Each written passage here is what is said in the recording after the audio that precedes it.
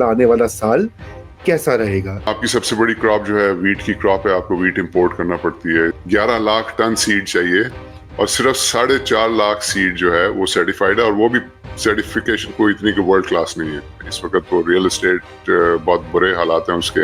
اگر آپ کو بینک میں پڑے 20-22% مل رہا ہے تو آپ کو کام کرنے کی کیا ضرورت ہے؟ کوئی خاطر خواہ قسم کی پازیٹیو نیوز نہیں ہے پاکستان کی اکانومی میں. آپ کی پاپولیشن گروتھ آپ کی جی ڈی پی کی گروتھ سے زیادہ ہونے کے چانسز ہیں. 50% خواتین جو ہیں ان کو تو آپ ورک فورس سے ویسے ہی مائنس کر دیں. It's a social crisis in making.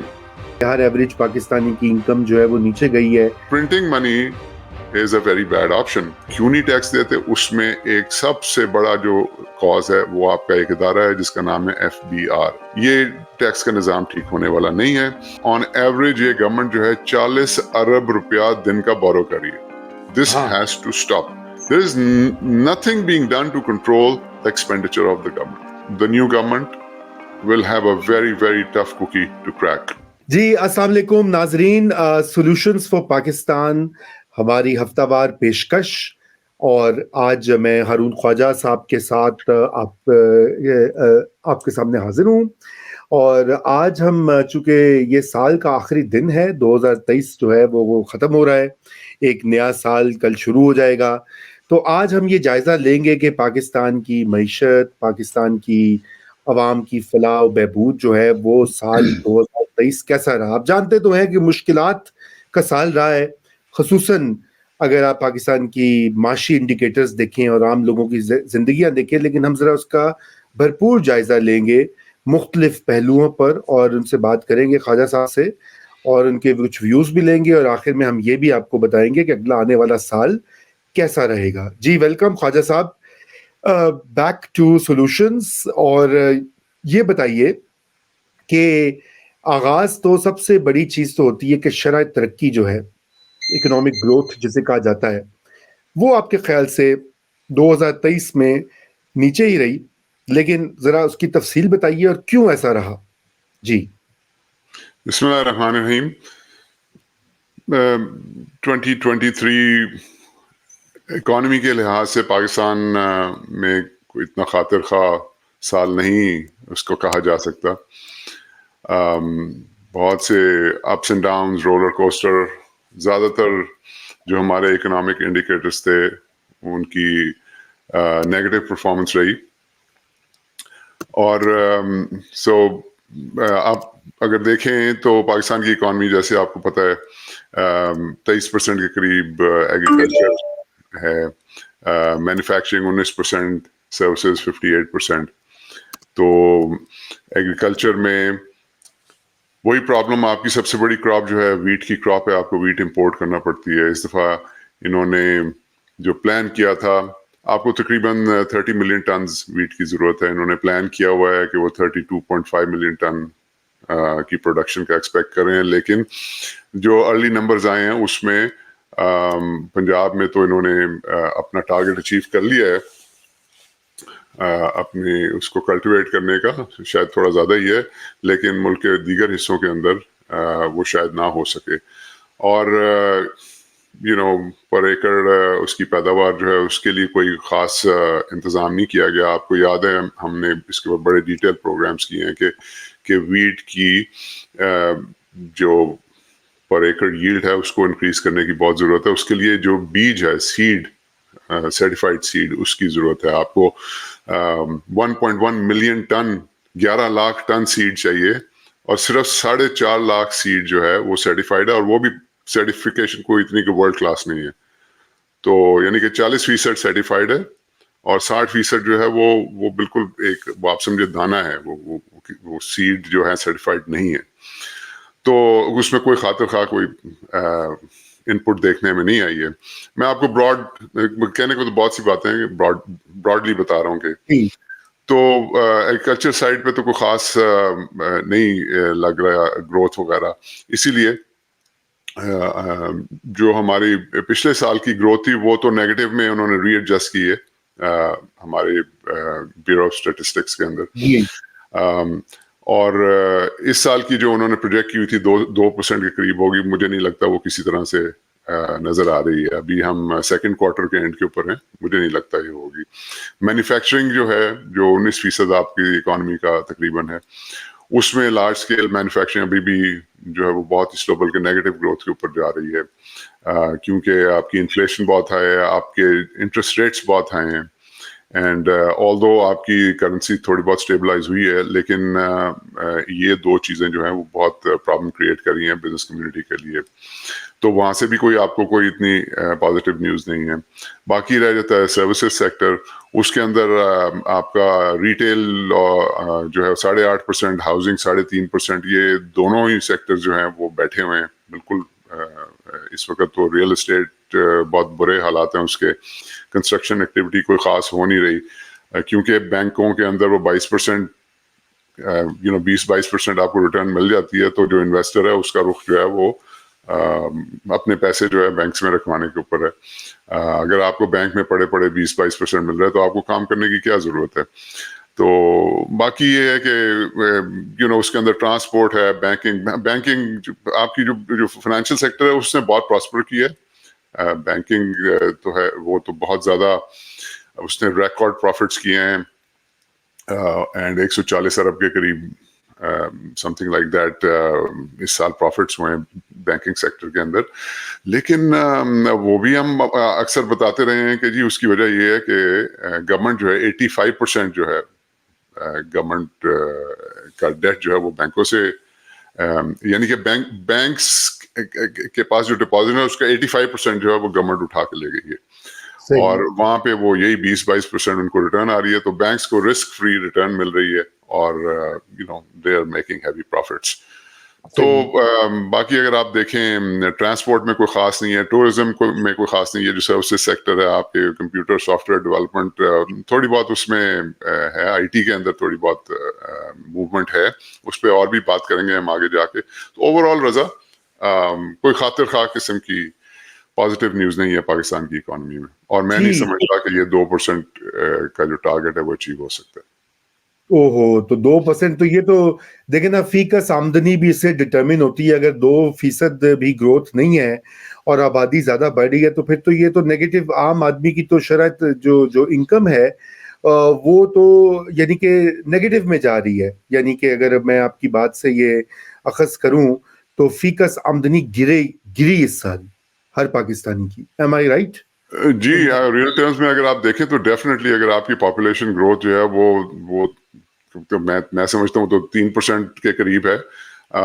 although یہ آفیشیل نمبر جو ہیں وہ کہتے ہیں کہ وہ 2.6-2.7% ہے, لیکن وہ میں سمجھتا ہوں کہ آپ کی گروتھ جو ہے, آپ کی پاپولیشن گروتھ آپ کی جی ڈی پی کی گروتھ سے زیادہ ہونے کے چانسز ہیں.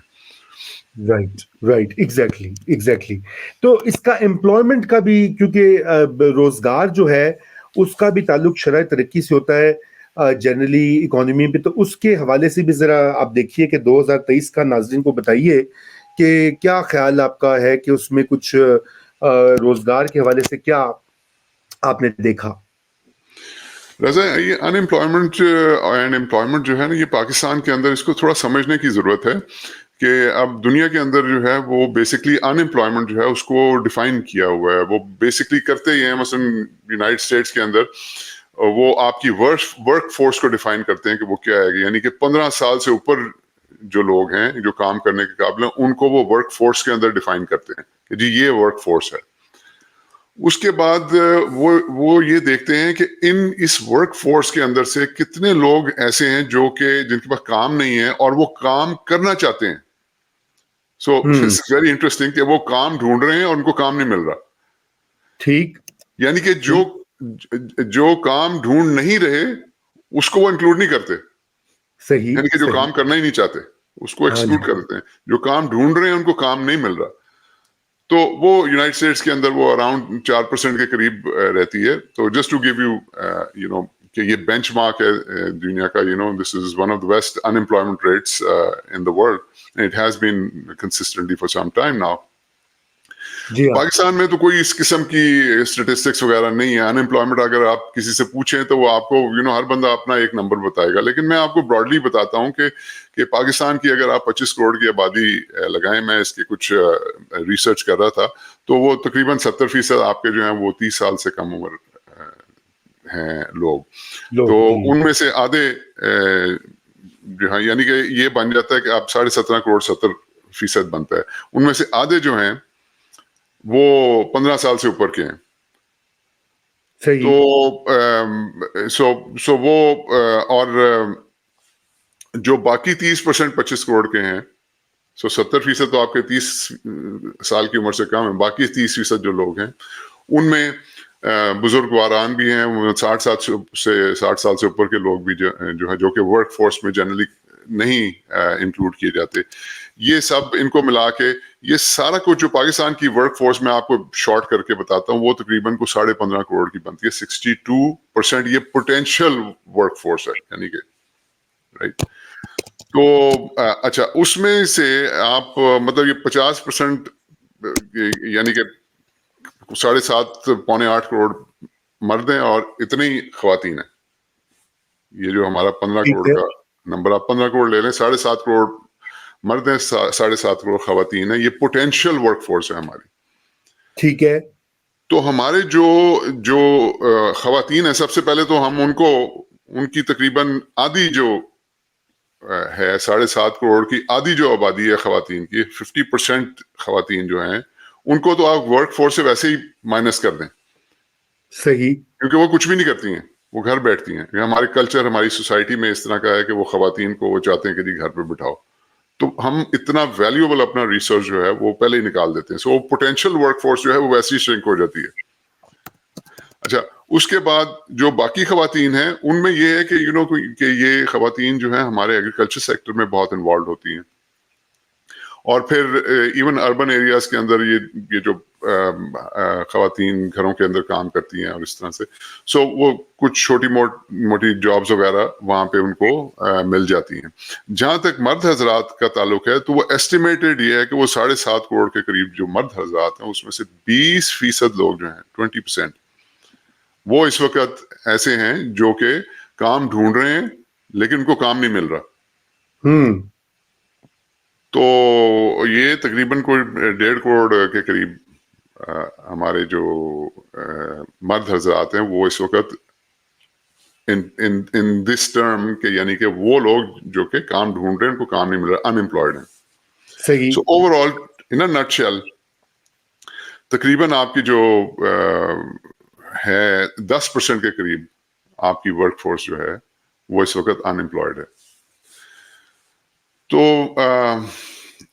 اور یہ اس کے اندر سبسٹینشیل اضافہ جو ہے یہ پچھلے سال میں ہوا ہے, 1.5 سال کے اندر تقریباً 40 لاکھ لوگ جو ہیں, 40 لاکھ لوگ, یہ میں نے آپ کو 1.5 کروڑ کی جو فگر دی ہے اس میں سے 40 لاکھ لوگ جو ہیں وہ پچھلے 1.5 سال کے اندر انمپلائمنٹ کے کھاتے کے اندر آئے ہیں. ٹھیک ہے، تو سو ایز اے سیڈ کہ بینچ مارک آپ 4% کا اگر دیکھیں تو 10% is very very high. And اس کے اندر بیکاز آپ کی گروتھ نہیں ہو رہی, آپ کی جابس کریٹ نہیں ہو رہی, اکانومی جابس نہیں کریٹ کر رہی, تو یہ انکریز ہوتا جا رہا ہے, انفلیشن آپ کی بڑھتی جا رہی ہے. تو is a huge crisis, it's a social crisis in making. بے روزگاری جو ہے اس کی وجہ سے جابز اویلیبل نہیں ہے اور انفلیشن بڑھتی جا رہی ہے. سملرلی اس کو کاؤنٹر کرنے کے لیے گورنمنٹ کو جو آپ کے BISPA بے نظیر انکم سپورٹ پروگرام, اس کو وار فوٹنگ کے اوپر زیادہ کرنے کی ضرورت ہے. اس کے اندر اور لوگوں کو اکاموڈیٹ کرنے کی ضرورت ہے, اور کیونکہ انفلیشن کی وجہ سے لوگوں کی جو بائنگ پاور ہے وہ کم ہو گئی ہے, تو اس کی جو اماؤنٹ یہ دیتے ہیں اس کو بھی زیادہ کرنے کی ضرورت ہے. تو اس کے صحیح، اوپر بھی کوئی خاص خاطر خواہ کام ہوتا فی الحال نظر نہیں آ رہا. Right right. تو یہ تو پھر بڑی ہی سنگین صورتحال ہوئی کہ 1.5 کروڑ لوگوں کی بے روزگاری کا ذکر ہوا. فی کس آمدنی یا سٹیٹک ہے یا گری ہے, یعنی کہ ہر ایوریج پاکستانی کی انکم جو ہے وہ نیچے گئی ہے, اور اس کے ساتھ اتنے زیادہ لوگ بے روزگار بھی ہوئے. تو یہ تو بہت ہی, اور اس کے اوپر سے جو المیہ ہوا ہے، اور بلکہ ابھی آج کل جو عدد و شمار آئے ہیں اس کے مطابق شارٹ ٹرم انفلیشن یا مہنگائی جو ہے وہ 43% کے لگ بھگ بتائی گئی ہے. تو پورا سال انفلیشن کی زد میں بھی رہا ہے. ذرا اس کو بھی تھوڑا سا ان پیک کیجئے، انفلیشن کا جو ٹرینڈ رہا 2023 میں. جی رضا، تو انفلیشن جو ہے بیسکلی وہ it's the mother of all ills. پاکستان کی جتنے مسائل ہیں اکانومی سے ریلیٹڈ، اس کی جو مین کاز ہے وہ ہے افراط زر انفلیشن. اور انفلیشن کیسے، اس کے اوپر بھی ہم نے بڑی ڈیٹیل میں بات کی ہے. تھوڑا اور اس کو آج کوشش کرتے ہیں ایکسپلین کرنے کی کہ انفلیشن کیسے کاز ہوتی ہے. تو وہ بیسکلی آپ کا جو بجٹ ہے اس میں آپ کا خسارہ، یعنی کہ آپ کی جو ٹیکس کٹے ہو رہے ہیں اور آپ کے جو خرچے ہو رہے ہیں، آپ کے خرچے بہت زیادہ ہیں اور آپ کی انکم بہت کم ہے خرچوں کے مقابلے میں. تو جب وہ خسارہ آتا ہے تو اس کو پور کرنے کے لیے آپ کی جو گورنمنٹ ہے اس کے بعد دو طریقے ہیں. ایک یہ ہے کہ وہ پرنٹ کرے پیسے، روپیہ پرنٹ کرے. جب روپیہ گورنمنٹ پرنٹ کرتی ہے تو وہ روپیہ مارکیٹ میں جاتا ہے، لوگوں کے ہاتھ میں اور روپیہ آتا ہے، وہ زیادہ خرچتے ہیں، جس کی وجہ سے پھر ایکسپیکٹیشنز بڑھتی ہیں، جس کی وجہ سے پھر اور زیادہ افراط زر ہوتا ہے. So printing money is a very bad option. دوسری آپشن یہ ہے کہ آپ جا کے، جو اب شروع ہو گیا بینکوں سے بورو کرنا، وہ شروع کر دیں. جب آپ بینکوں سے بورو کرتے ہیں اور آپ کا جو ریٹ ہے وہ 20-22% ہے، تو آپ کی ڈیٹ سروسنگ بڑھ جاتی ہے. جب ڈیٹ سروسنگ بڑھتی ہے تو پھر آپ کا خسارہ اور زیادہ بڑھ جاتا ہے. تو اٹس اے سکلکل ایشو. تو یہ آپ کو کنٹرول کرنے کی ضرورت ہے. انفلیشن کو کنٹرول کرنے کے لیے، آپ کو خسارہ کنٹرول کرنے کے. اب اس کے کیا طریقے ہیں؟ بڑا سمپل ہے. ایک طریقہ یہ ہے کہ آپ اپنی انکم بڑھائیں، اور دوسرا طریقہ یہ ہے کہ آپ اپنے خرچے کم کریں. اب انکم بڑھانے کے لیے وہ تو میں آپ کو پتہ ہے، میں تو کہہ کے تھک گیا ہوں کہ بھئی اگر آپ نے انکم بڑھانی ہے تو آپ کو ٹیکس پیئر جو ہے انکریز کرنے پڑیں گے، اور انکریجمنٹ کی ضرورت ہے. آپ کو اکانومی جو ہے اس کے اندر کانفیڈنس لانے کی ضرورت ہے. لوگ تاکہ انویسٹ کریں، انویسٹرز آئیں، یہاں پہ کاروبار کھلیں، یہاں پہ انڈسٹری لگے، یہاں پہ جابس کریٹ ہوں. جتنی جابس کریٹ ہوں گی اتنی اکنامک ایکٹیویٹی کریٹ ہوگی، جتنی اکنامک ایکٹیویٹی ہوگی اتنے ٹیکسز کلیکٹ ہوں گے. تو یہ سارا کچھ جو ہے یہ کیوں نہیں ہوتا؟ ایک وجہ سب سے بڑی آپ کی ٹیکس کم ہونے کی یہ ہے کہ بہت سے ایسے لوگ جن کو ٹیکس دینا چاہیے وہ ٹیکس نہیں دیتے. اور اگین اس کے اوپر بڑی ڈیٹیل میں ہم نے بات کی ہے کہ وہ کیوں نہیں ٹیکس دیتے. اس میں ایک سب سے بڑا جو کاز ہے وہ آپ کا ایک ادارہ ہے جس کا نام ہے FBR. اور جب تک FBR کے اندر میننگ فل اصلاحات نہیں ہوں گی، یہ ٹیکس کا نظام ٹھیک ہونے والا نہیں ہے. آئی نو یہ جو گورنمنٹ ہے کیئر ٹیکر، انہوں نے کوشش کی ہے کچھ اقدامات کرنے کی، لیکن وہ فرینکلی اس سے کوئی خاص فرق پڑنے والا نہیں ہے. آپ دیکھ لیجئے گا. تو مطلب وہ فرق بھی جو ہوگا وہ کوئی میننگ فل فرق نہیں ہوگا. تو یہ تو آپ کی انکم سائیڈ ہوگی. جی آپ کچھ کہنا چاہ رہے تھے؟ نہیں، میں کہہ رہا تھا کہ بالکل وہ FBR کی مجھے یاد آیا کہ وہ آپ کا جو ہے نا ہمارا بلکہ فیوریٹ ادارہ ہے جس کا کہ پاکستان کی معیشت کا تذکرہ ہو ہی نہیں سکتا FBR کے اوپر. بالکل آپ صحیح کہہ رہے ہیں. بہرحال آپ بات کمپلیٹ کیجئے. سوری میں نے آپ کو بیچ میں جی انٹرپٹ کر دیا. اب وہ ایکسپینسز کے اوپر آ جائیں. آپ کا سب سے بڑا ایکسپینس جو ہے وہ ڈیٹ سروسنگ ہے. اب ڈیٹ سروسنگ میں آپ کو بتاؤں لیٹسٹ فگرز کا، میں انتظار کر رہا ہوں. بہرحال ہماری ایسٹیمیشن یہ ہے کہ اس وقت تک آپ کا 86,000 ارب کا قرضہ ہو چکا ہے پاکستان کے اوپر، جس میں سے 50,000 ارب جو ہے وہ ڈومیسٹک ڈیٹ ہے 58%، اور 126 بلین کے قریب یعنی کہ 42% آپ کا یہ 36,000 ارب ایکول بنتا ہے یہ 126 ارب. تو ٹوٹل 86,000 ارب. لیکن خطرناک بات رضا یہ ہے کہ آن ایوریج، اور یہ میں بڑی کوشش نمبرز آپ کو دے رہا ہوں، اس سے زیادہ ہی ہوں گی، اس سے کم نہیں ہوں، آن ایوریج یہ گورنمنٹ جو ہے 40 ارب روپیہ دن کا بورو کر رہی ہے. 40 بلین روپیز پر ڈے. اگر، اور یہ اس سے زیادہ ہے، میں بڑے ایز اے سیڈ کوشش ہو کے بات کروں، تو اب 40 ارب روپیہ جب دن کا بورو کریں، یہ سال کا 15,000 ارب روپیہ بن جاتا ہے. اب مجھے آپ بتائیں، اگر آپ نے فسکل ڈیفیسٹ کو کنٹرول کرنا ہے، اگر آپ نے اپنی ڈیٹ سروسنگ کم کرنی ہے، تو اس قسم کی جو بوروئنگ ہے، دن کا 40 ارب بورو کرنا، اس سے کس طرح آپ فسکل ڈیفیسٹ کو کنٹرول کر سکتے ہیں؟ تو آپ نے اپنے ایکسپینس اگر کم کرنے ہیں تو آپ کو ڈیٹ سروسنگ کو کنٹرول کرنا پڑے گا، آپ کو یہ کنسسٹنٹ بورنگ جو ہے اس کو کم کرنا پڑے گا، آپ کو اپنے انٹرسٹ ریٹس کو نیچے لانا پڑے گا. اب انٹرسٹ ریٹس کیوں نیچے نہیں آتے؟ اس لیے نہیں آتے کیونکہ آپ کی انفلیشن جو ہے وہ it's very very high. Again واپس افراط زر کے اوپر. اب انفلیشن کیوں نہیں نیچے آتی؟ انفلیشن اس لیے نیچے نہیں آتی ہے کیونکہ اگین یہ چکن اینڈ ایگ پرابلم ہے، کیونکہ آپ پرنٹ کری جا رہے ہیں، آپ بورو کری جا رہے ہیں. This has to stop. وہ کیوں آپ کری جا رہے ہیں؟ کیونکہ تجارت آپ کا فسکل ڈیفیسٹ ہے، آپ کا بجٹ کا خسارہ ہے. وہ کیوں ہے؟ اس لیے آپ کے ایکسپینسز بہت زیادہ ہیں. آپ کے ایکسپینسز کیوں زیادہ ہیں؟ ایک تو ڈیٹ سروسنگ کی بات ہوگی، نمبر 2 آپ 2 ٹریلین کے قریب جو ہے آپ اسٹیٹ اونڈ انٹرپرائزز کے اوپر خرچ دیتے ہیں. تو اس کے اوپر آئی تھنک آپ اگر چاہیں گے تو بعد میں وہ پرائیویٹائزیشن وغیرہ کے اوپر بھی بات کر سکتے ہیں. لیکن آپ دیکھیں کہ ہماری جو یہ جو ڈسکوز وغیرہ ہیں جی یہی 1 ٹریلین کھا جاتے ہیں. صحیح، بالکل اینڈ صحیح. We can talk about it کہ اس کی پرائیویٹائزیشن وغیرہ جو ہے نا، اس کے اندر میں بہت ہی مایوس ہوا ہوں کہ وہ جس طریقے سے اس کی پرائیویٹائزیشن وغیرہ چل رہی ہے.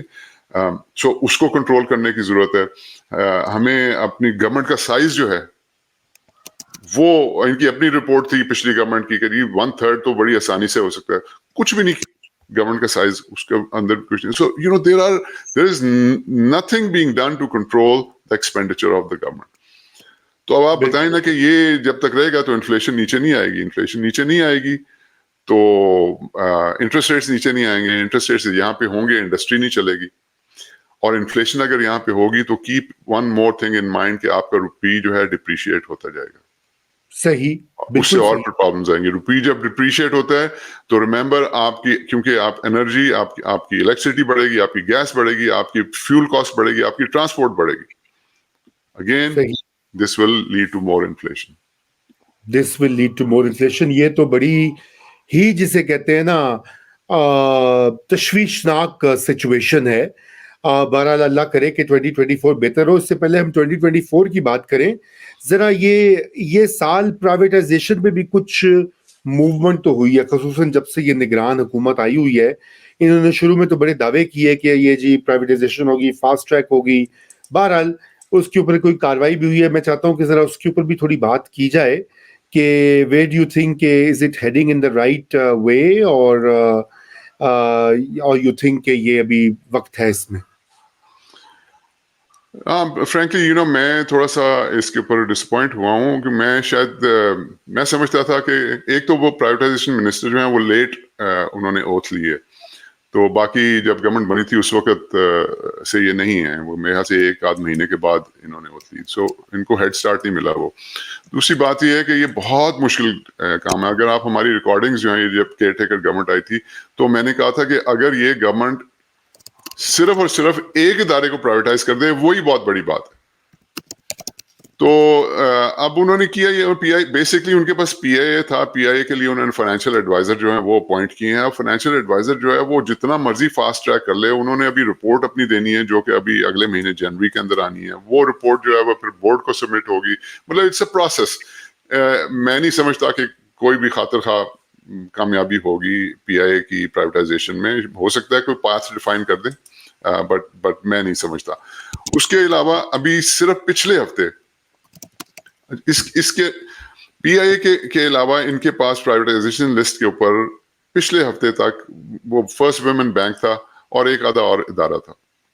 اب پچھلے ہفتے انہوں نے 26 اینٹیز جو ہیں وہ پرائیویٹائزیشن کو ٹرانسفر کی ہیں، جس میں 10 ڈسکوز ہیں، یہ جو ہماری ڈسٹریبیوشن کمپنیز ہیں. پھر بلو کی پاور پلانٹ ہے، حویلی بہادر شاہ ہے، گھدو تھرمل پلانٹ ہے، Nandipur power plant, state life insurance corporation, house building finance corporation, first women bank پہلے سے تھا، Pakistan engineering company limited PECO, اور Sindh engineering limited, services international hotel, Jinnah convention centre, Roosevelt hotel.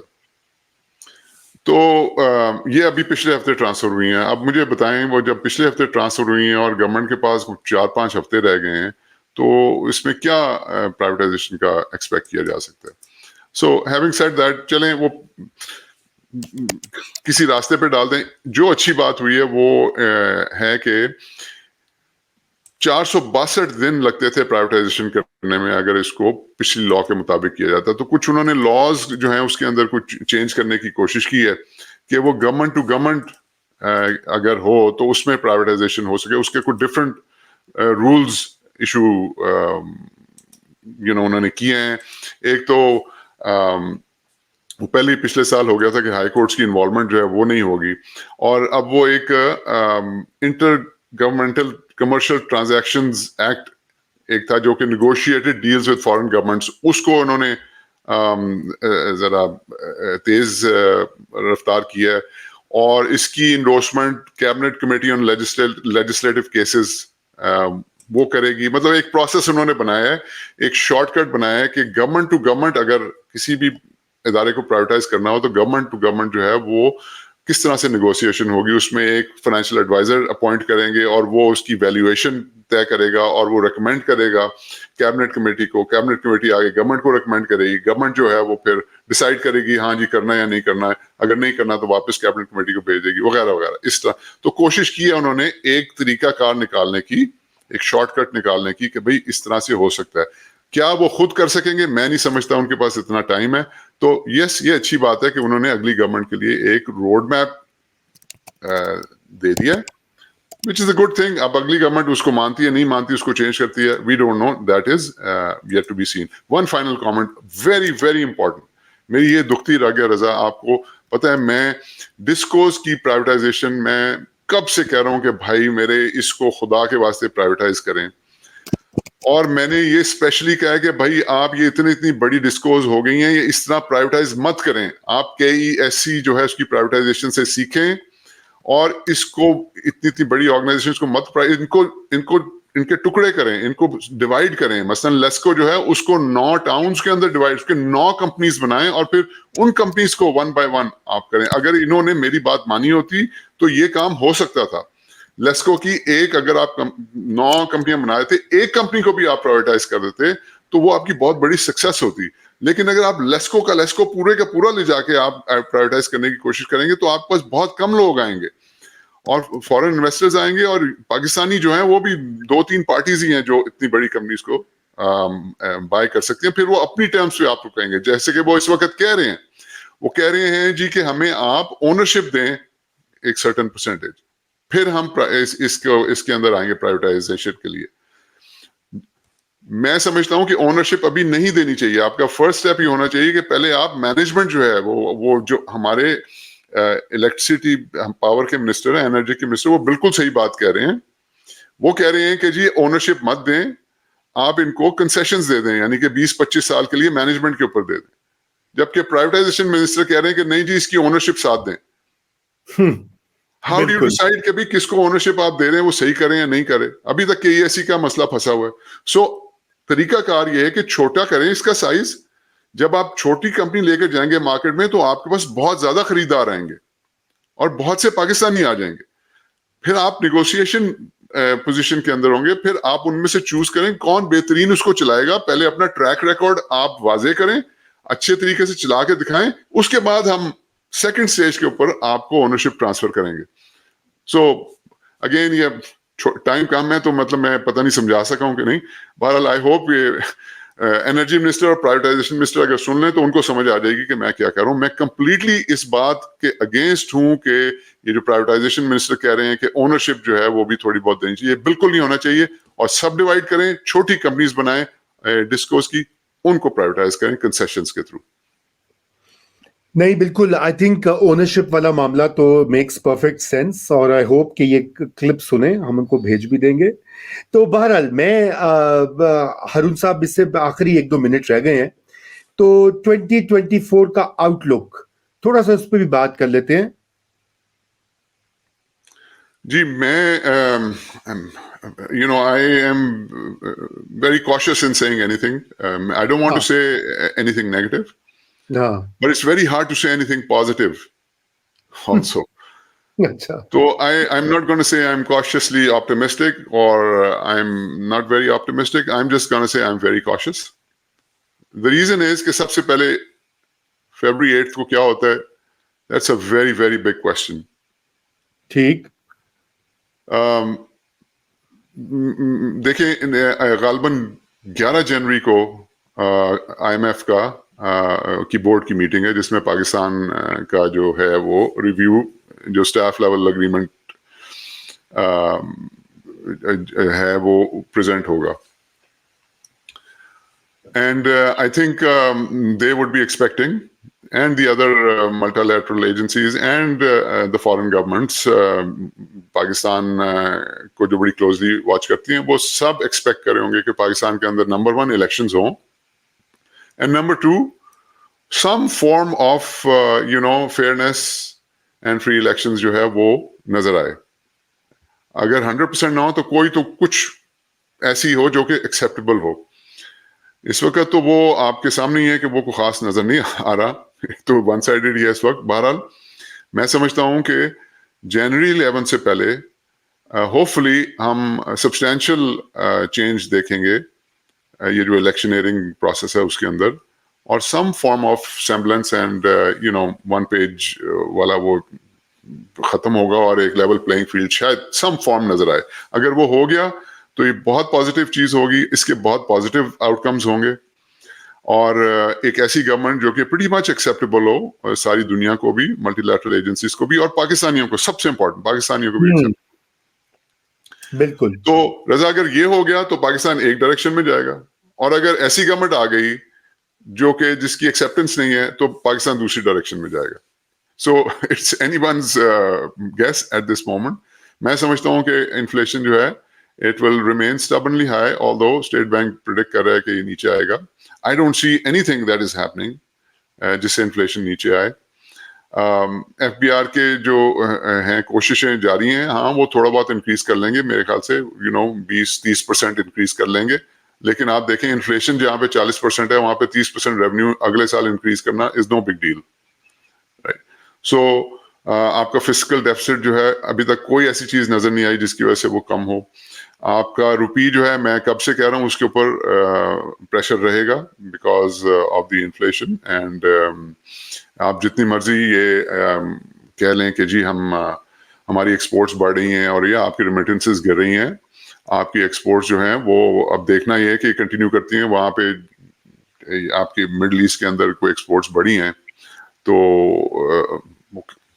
وہ sustain کرتی ہیں یا نہیں کرتی, we still have to see. Import compression کے اوپر کوئی خاطر خواہ کام نظر نہیں آیا مجھے. آپ کی ایگریکلچر جو ہے اس میں وہ again as I said wheat جو ہے اس کے بیج کے اوپر کوئی کام نہیں ہوا. آپ پلسز اسی طرح امپورٹ کر رہے ہیں, ایڈیبل آئل اسی طرح امپورٹ کر رہے ہیں. آپ کی جو آپ کی میٹلز جو ہیں جو کہ آپ کی انڈسٹری کے لیے ضرورت ہے اس کی, وہ جو کہ پاکستان میں ہیں, ان کی مائننگ ہوتی ہے لیکن وہ را فارم میں باہر چلی جاتی ہیں. وہاں پہ کوئی ایسا خاطر خواہ کام نہیں ہوا ہے کہ کوئی انڈسٹری لگے اور یہیں پہ اس کی ویلیو ایڈیشن ہو اور پھر امپورٹ کی سبسٹیٹیوشن ہو. سو بہت سی ایسی چیزیں جن کے بارے میں ہم نے بات کی ہے اس میں کوئی خاص لگ نہیں رہا. سو ان امپلائمنٹ جو ہے وہ بھی اسٹبرنلی ہائی رہے گی میرے خیال سے, انفلیشن بھی ہائی رہے گی, and the new government will have a very very tough cookie to crack. اس میں کوئی شک نہیں ہے, آپ بالکل صحیح کہہ رہے ہیں. نئی گورنمنٹ کا سب سے بڑا چیلنج ہی معیشت ہوگا, اور جو عوامل آپ نے ذکر کیا 2023 کے وہ 2024 میں بھی برقرار رہیں گے. کوئی ایک دم تو حالات نہیں بدلیں گے, لیکن میں یہ سمجھتا ہوں, میرا ذرا ویو تھوڑا سا مختلف ہے, اور میں یہ سمجھتا ہوں کہ پاکستان میں اسٹیبلٹی جو ہے وہ سب سے کی چیز ہے. سیاسی استحکام جو ہے وہ معاشی پالیسیوں اور معیشت کا جو رخ ہے اس کا تعین کرے گا. اور مجھے یہ لگتا ہے کہ تمام تر اس وقت مسائل اور ٹینشنز جو چل رہی ہیں سال کے آخر میں, اس کے باوجود ہم انشاءاللہ یہ پل عبور کر لیں گے. اور فروری 8 کے بعد اگر الیکشن وقت پہ ہوتا ہے, جو کہ انشاءاللہ ہونا چاہیے, تو میں سمجھتا ہوں کہ ایک نئی حکومت کے بعد جو ہے ایک نئی معاشی ری سیٹنگ یا ری ڈائریکشن کا شاید موقع, اپرچونٹی تو ہمیشہ نکلتی ہے. اور اگر پاکستان کا جو سب سے طاقتور ادارہ ہے وہ یہ ٹھان لے کہ اس نے ملک میں اسٹیبلٹی کو ہی فروغ دینا ہے, اور ہمارے سیاستدان بھی یہ چیز سمجھ لیں کہ ان کو بھی ملک کی معیشت کو ریسکیو کرنے کے لیے اسٹیبلٹی لانی آپس میں ڈائلاگ کر کے یا جو بھی طریقہ کر کے، تو کوئی ایسا جو ہے امر مانے نہیں ہے کہ ہم یہ ٹارگٹ اچیو نہ کر سکیں. لیکن ساری بات ہے، یہ میری امید ہے، خواہش ہے. اس کا انالیسز پہ کی مہر لگانا مشکل ہوتا ہے، لیکن ہماری آج یہی دعا ہے 31 دسمبر 2023 کو کہ آنے والا سال جو ہے وہ سیاسی اور معاشی استحکام اور عوام کی فلاح کا سال ہو، اور خدا کرے کہ ماضی کی جو غلطیاں خصوصاً جو پچھلے ماضی قریب میں ہم نے دیکھی ہیں وہ دہرائی نہ جائیں. تو ہارون صاحب، thank you so much. Viewers, آپ کا بھی شکریہ. ویڈیو پہ کامنٹس بھی دیجئے، اور آپ اس کو شیئر بھی کر سکتے ہیں بلا دریغ. بالکل تعمل نہ کیجئے، اور ساتھ میں ہمارا چینل سبسکرائب کرنا نہ بھولیے. تھینک یو اور خدا حافظ.